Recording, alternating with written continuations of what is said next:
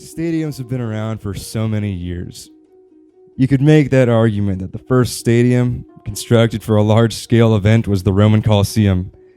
Looking at some of the stadiums here in Seattle, it's obvious that they required tons of labor and mass production to be built. Almost all stadiums will go through a similar process to be built. There are all sorts of construction equipment and materials needed, either synthetic materials such as cement, concrete, and metal, or everyday materials like wood, sand, and clay. The bigger the stadium, the more synthetic materials required. Looking at the construction of the Barclays, it's an unfathomable thought to think about what it takes for any stadium or arena to be built. The end result, though, is a real sight of beauty.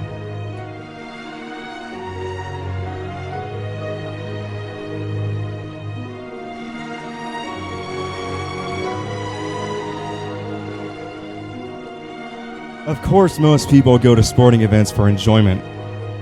However, most people don't realize how harmful to the environment sporting events can be. Although now stadiums are becoming more eco-friendly and encouraging things such as composite and recycling. Some stadiums have an LEED certificate, standing for Leadership in Energy and Environmental Design. Some things that give a stadium this certification are waterless urinals, gray water collection systems, and recycling programs that allow for construction materials and game day waste to be reused as part of a stadium's infrastructure.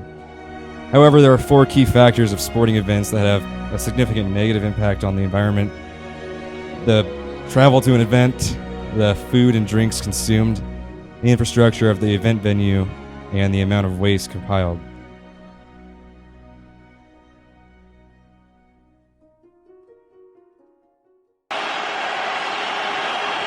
Fernandez, Seaman gets something on it. Arsenal have retained the cup. The first club since Spurs 21 years ago to win the FA Cup in successive seasons, so it is a double of sorts. The 2003 FA Cup had an ecological footprint of 3,051 hectares. Half of this footprint came from transport, as 73,000 fans traveled 42 million kilometers, of which 68% traveled by car. Food was the second largest contributor, responsible for 1,381 hectares for the 36,500 snacks consumed. Surprisingly, waste disposal was only responsible for 146 hectares. These facts really put a perspective on the environmental effects a sporting event can have.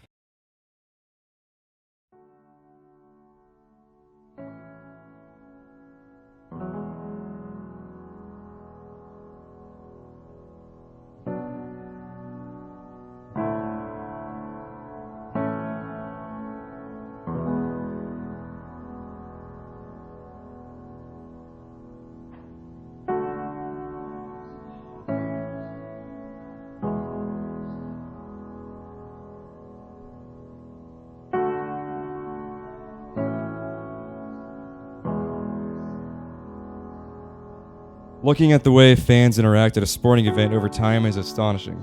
Dating back to the late 1800s and comparing fan interactions to what it has become today in our contemporary world is mind-blowing. While there have been some obvious cultural and generational changes over the past 100-plus years, the fan interactions at sporting events have generally stayed the same throughout history.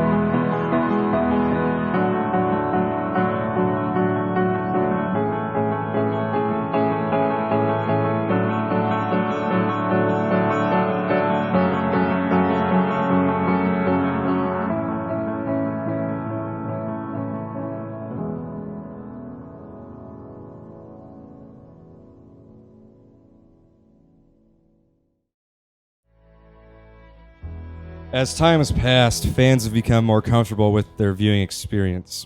Comfortable enough that they may storm the field or court. They may make themselves more involved with the event and its participants through taunting or heckling. While there have been some horrifying instances of fan interactions, such as the Malice at the Palace, there have also been some very amazing ones too. The problem is, if Wallace is ejected, I'm not sure. He'll have to walk past the pace of bench to go. Now Artesta's jumped onto the scorer's table and is trying to get down to the bench. Artesta's in the stands. Oh, this is awful. Fans are getting involved. Steven Jackson's in the fans. We'll see Wallace go. All kinds of water. It's like rugby out there, and the ball game is over. Maybe the ball game is over.